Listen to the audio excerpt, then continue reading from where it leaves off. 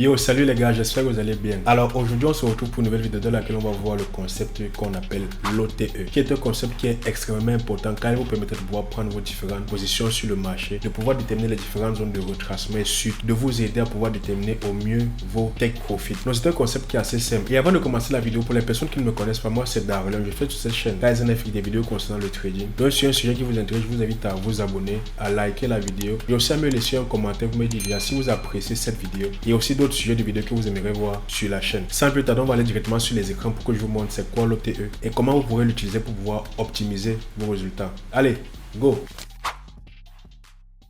Ok, là je suis sur le graphique OTE, Optimal Trade Entry. L'Optimal Trade Entry c'est quoi? Déjà ce qu'il faut savoir c'est que c'est une zone de notre Fibo. Je pense que vous connaissez le Fibo. Si vous ne connaissez pas c'est quoi le Fibonacci, l'outil Fibonacci c'est cet outil. Vous voyez, vous allez venir ici sur Trading, vous allez voir retracement de Fibonacci. Et pour ce faire, j'ai même déjà eu à faire une vidéo de ce que vous allez trouver sur le i ou alors en bas de description. Mais je pense que je vais le mettre sur le i. C'est une zone de notre Fibo nous permettant d'avoir des entrées optimisées pour maximiser nos profits. Elle se trouve entre les 0,62% et les 0,79% du retracement du Fibonacci. Donc ce sont les paramètres que vous allez devoir rentrer sur votre Fibo afin de pouvoir avoir la zone d'OTE 0, 0,5, 0,62, 0,75, 0,79 et 1. Bon, plus tard même sur le graphique, lorsqu'on ira sur le graphique, donc pour vous montrer les trades, l'exemple de trade et tout, je vais vous montrer comment on place ces différents paramètres là sur le retracement du Fibonacci que je viens de vous montrer juste ici. Ce qu'on va faire, c'est quoi? C'est que je vais d'abord faire une présentation, comme vous le savez, avec des dessins pour que vous puissiez comprendre au mieux comment se présente l'OTE, l'Optimal Trade Entry. Et ensuite, on ira sur les graphiques pour que je vous montre des cas concrets de prise de trade ou alors d'utilisation d'OTE. Déjà, ce qu'il faut savoir, c'est que l'Optimal Trade Entry se détermine après une structure, que ce soit structure majeure, interne, mineure. Parce qu'en fait, vous savez, après chaque mouvement, il y a un certain retracement. C'est très important de comprendre cela. Donc, pour ce faire, pour pouvoir utiliser l'Optimal Trade Entry, il faudrait que vous sachiez déterminer soit la structure de marché, soit que vous sachiez déterminer un high et un low pertinent. Et après cela, vous allez pouvoir venir tracer la zone d'OTE. Pour cet exemple, ici, nous avons, vous voyez ici, on a une cassure. Vous savez qu'on a une structure baissière de ce high à ce low. Nous sommes dans une tendance baissière, bien évidemment. On a un high, un low. Je trace mon outil Fibo. Vous voyez ici, zone OTE. Entre les 62 et les 79. En fait, les 75, c'est juste le milieu de 79 et 62. Ça, c'est la zone qui est jugée pertinente pour pouvoir prendre des positions de continuation de tendance. On va pouvoir prendre nos TP. Ou alors encore pour pouvoir déterminer nos différentes zones de target. Je vais vous présenter cela tout à l'heure. Donc là, nous sommes dans une tendance baissière et on utilise la zone d'OTE pour pouvoir prendre nos différentes positions. Ici, pour ce cas, nous avons une tendance haussière, nous avons un low et un high. Vous le savez déjà, tendance haussière, c'est des lows à des highs. Et là, qu'est-ce qu'on a encore ici? On a un break. Et là, on a un mouvement haussier. Le mouvement haussier commence à retracer parce que le prix s'essouffle. Après une impulsion, on a la plupart du temps un certain retracement. Et lorsque le prix retrace, il entre dans la zone. Vous voyez, dans la zone de discount parce qu'ici, au-dessus, nous sommes dans une premium. Pour les personnes qui n'ont pas vu la vidéo sur le Fibo, nous sommes dans une premium. Et la zone d'OTE, vous voyez ici, c'est la zone sur laquelle on a tendance à s'essouffler. Il y a des personnes qui sortent des ordres du marché et nous avons des personnes qui vont prendre position à ce niveau. Déjà, on l'utilise pour prendre des positions. Comme je l'ai expliqué, lorsque vous avez déterminé une tendance ou alors une cassure, ici nous sommes dans une tendance baissière, vous avez un mouvement baissier, nous avons un retracement et c'est à ce niveau ici que nous prenons position pour aller target potentiellement des points bas. Parce que vous savez, dans une tendance baissière, on va des high, low, high, on a tendance à casser des lows au fur et à mesure. Donc on va potentiellement target les lows. On utilise l'OTE pour prendre des positions, pour déterminer une zone de TP dans la fin d'une expansion. Supposons aujourd'hui que moi j'ai pris position après une prise de liquidité à ce niveau. Vous voyez, j'ai une prise de liquidité qui s'est faite ici. Je prends position à ce niveau, donc j'essaye de remonter. Donc j'essaye de prendre position pour monter, n'est-ce pas? Maintenant, je me rends compte que j'ai pris une zone de liquidité majeure ici en arrière. Le prix a formé une cassure à ce niveau et le prix commence à remonter. Je pourrais potentiellement déjà target déjà les 50% et au mieux, je target les 0,62, je target la zone d'OTE parce que je sais que le retracement pourra potentiellement arriver à cette zone-là. Et là, je pourrais potentiellement sortir de position et reprendre une autre position de continuation pour cette tendance baissière ici. Donc, c'est très pratique. Donc, comme je l'ai dit, soit vous avez une prise d'une zone de liquidité à ce niveau, soit vous avez la réaction sur une zone de demand et vous avez une certaine confirmation à ce niveau ici. Vous prenez un achat. Et après avoir pris l'achat, vous déterminez comme zone de TP, la zone d'OTE. Pourquoi la zone d'OTE? Parce que nous sommes dans une tendance baissière. Vous prenez un achat dans une tendance baissière. Ce n'est pas optimal. Donc, au mieux vous sortez, vous n'allez pas venir target ce high. Nous sommes dans une tendance baissière. Vous allez target la zone qui pourrait potentiellement entamer une continuation baissière. Et lorsque vous prenez le trade, lorsque vous prenez vos profits à ce niveau ici, vous pourrez maintenant envisager prendre une nouvelle position, cette fois-ci en vente, donc en short. Pareil aussi pour ce cas ici. On utilise aussi l'OTE en confluence avec un order block. C'est-à-dire quoi? Ça veut dire que si on a plusieurs order blocks, peut-être un order block ici au-dessus, regardez. On a un order block ici. On a un order block ici à l'extrême. Et on a un order block ici sur la zone d'OTE. Lorsque j'ai un order block ici sur une zone d'OTE, nous sommes dans une tendance haussière. J'ai un order block ici qui conflue avec l'OTE. Ça m'amène encore plus de confluence sur le fait que ma position ici a plus de chances de marcher que de prendre peut-être position à ce niveau ici. C'est très très important de comprendre cela. Et aussi, comme je l'ai dit, avec une zone d'order block, donc que ce soit des supply ou des demand. Et je fasse déjà ceci. Pareil aussi ici, soit j'ai une supply ici, j'ai une supply encore à ce niveau et j'ai une supply ici, ou alors j'ai une autre supply à ce niveau. La supply qui est ici aura plus tendance à mieux réagir. Moi, j'aurais tendance à privilégier la supply qui se trouve à ce niveau pour potentiellement target des zones plus basses, n'est-ce pas? Ça, c'est la première confluence qu'on pourra potentiellement utiliser. La confluence maintenant avec des l'imbalance. Il arrive la plupart du temps que peut-être les order blocks sont très très éloignés de notre structure.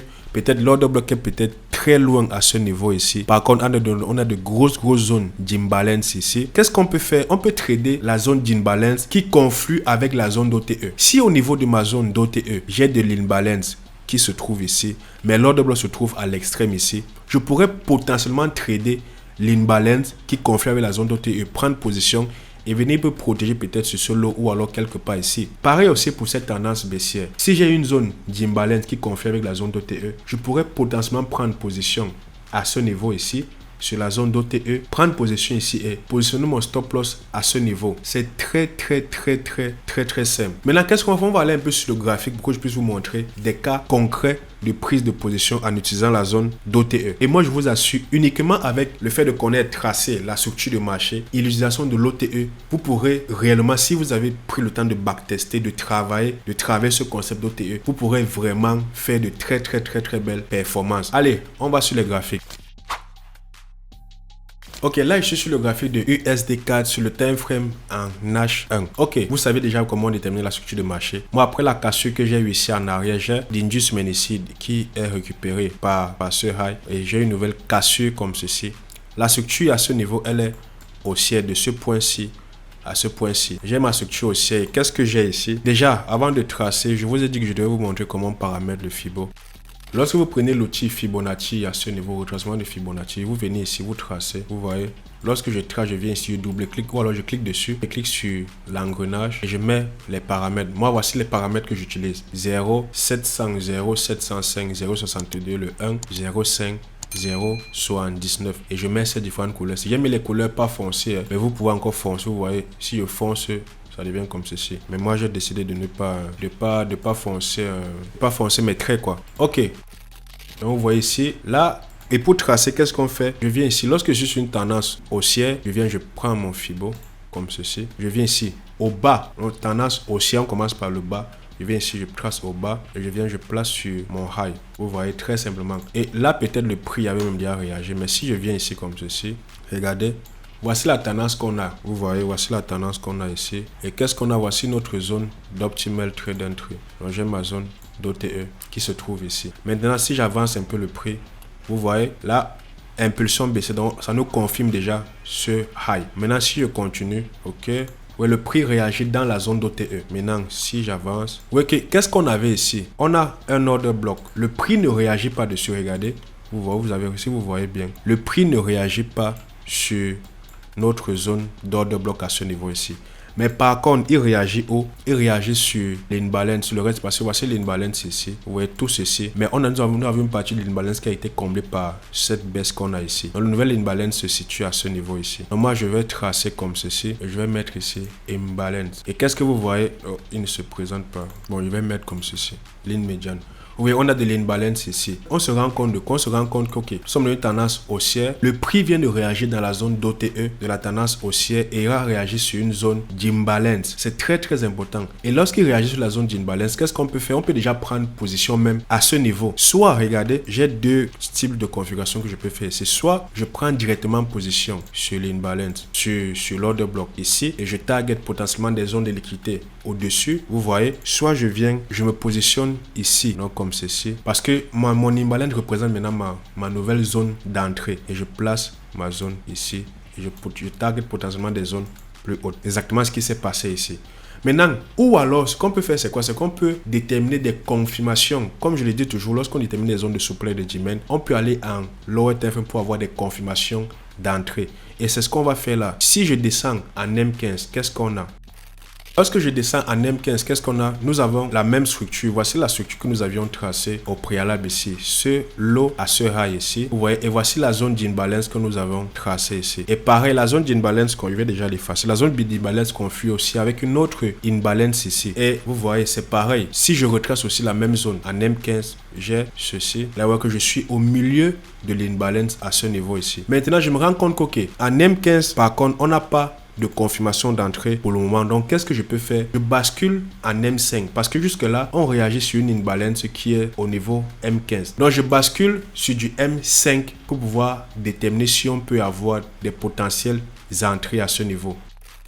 Lorsque j'arrive en M5, on réagit. Déjà, on réagit sur l'OTE, H1 et M15. L'OTE me renvoie une imbalance sur laquelle on réagit. Ensuite, après avoir réagi sur l'imbalance, j'ai une impulsion. Maintenant, qu'est-ce que je peux faire? J'ai un mouvement haussier de ce point-ci à ce high. Regardez où le prix réagit. Le prix réagit net au niveau de la zone des 62. Et avec la zone des 62, qu'est-ce qu'on a? On réagit encore sur de l'imbalance. Vous voyez? On a encore à ce niveau de l'imbalance. Je vais tracer, je vais mettre imbalance. Vous voyez? On a de l'imbalance ici. Et qu'est-ce que je peux faire? Je peux me positionner déjà potentiellement ici sur la zone d'OTE pour être net. Moi, je me positionne sur l'imbalance qu'on a ici et je me protège à ce niveau ici et je peux potentiellement target des zones plus hautes. Vous voyez, à ce niveau. Et là, on finira avec 3.38 R, qui est déjà une très belle position. Donc, c'est exactement ça. Et à chaque fois qu'on a une impulsion, on peut potentiellement avoir un certain retracement à la zone d'OTE. Donc, je vais avancer le prix. Là, vous voyez, c'est la première position qu'on a eue ici. Maintenant, je vais essayer de voir où le prix est arrivé à la fin. Là, vous voyez, j'ai quoi ici? Je vais effacer tout. Après avoir réagi sur l'OTE H1 que nous avions eu à ce niveau ici et sur l'imbalance H1 qui conflit avec de l'imbalance M15 que nous avons ici, le prix a réagi et a créé une nouvelle cassure ici au-dessus.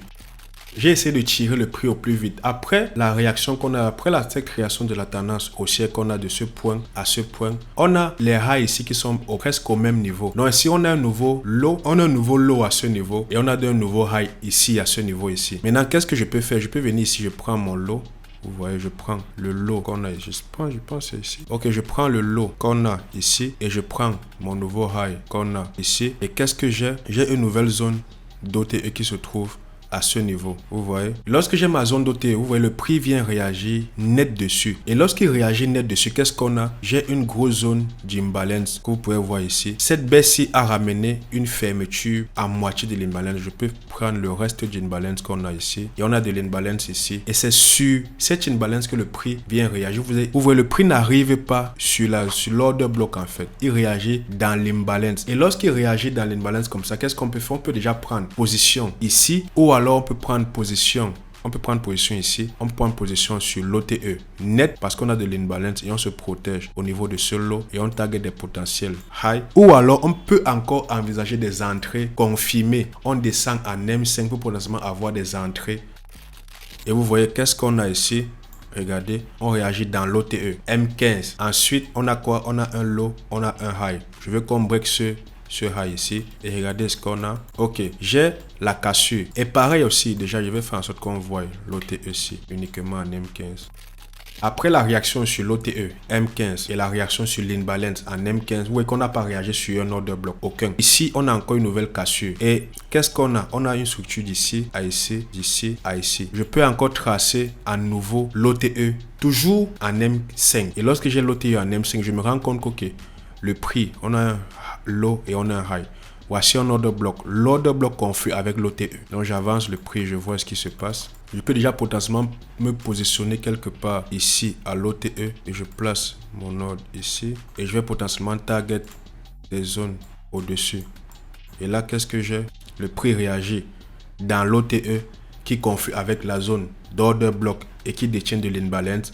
Et ensuite, ok, j'ai une grosse impulsion haussière. Et qu'est-ce qui se passe par la suite? Le prix explose à la hausse. Ensuite, on a une nouvelle impulsion haussière. Qu'est-ce que je peux encore faire? Je peux encore déterminer la zone d'OTE, toujours de cette grosse impulsion.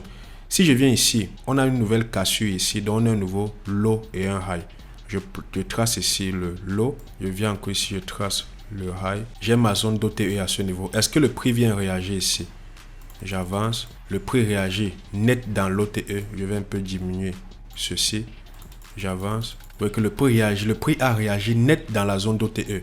Il réagit sur quoi? Il n'y a pas d'order block. Il réagit sur l'imbalance qu'on a à ce niveau. Vous voyez, il réagit dans l'imbalance. Il ne réagit pas dans l'order block. C'est la raison pour laquelle je vous ai dit, vous pourrez utiliser les zones d'OTE pour prendre directement les positions s'il y a de l'imbalance à côté. Par contre, si tout est fermé, s'il n'y a pas de l'imbalance, moi je ne vous recommande pas de prendre position. Qu'est-ce que je vois ici? Si je descends en M1, je suis sûr qu'on peut encore avoir une confirmation de position à ce niveau. Regardez, d'ici à ici, si je trace, vous voyez, regardez, vous voyez. Bon, je descends en M1. Bon, je ne traite même plus en M1. Je descends pas en M1. Je vais me mettre en M1.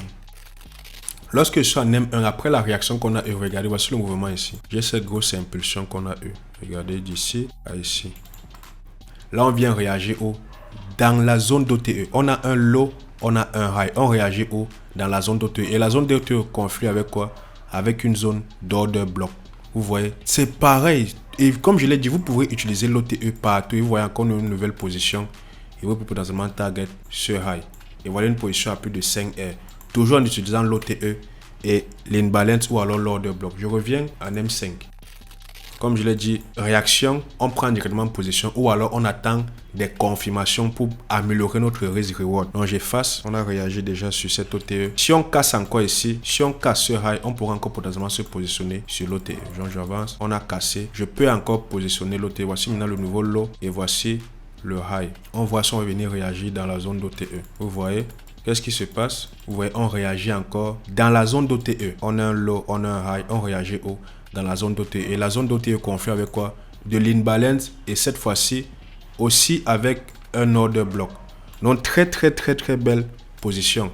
Vous voyez comment l'OTE peut être tellement précis pour pouvoir prendre nos trades. Et il faut toujours rajouter comme confiance la réaction avec de l'imbalance ou alors avec un order block. Et si vous êtes sur une zone d'OTE, vous avez de l'imbalance, vous pouvez basculer en lower time frame pour avoir des confirmations d'entrée.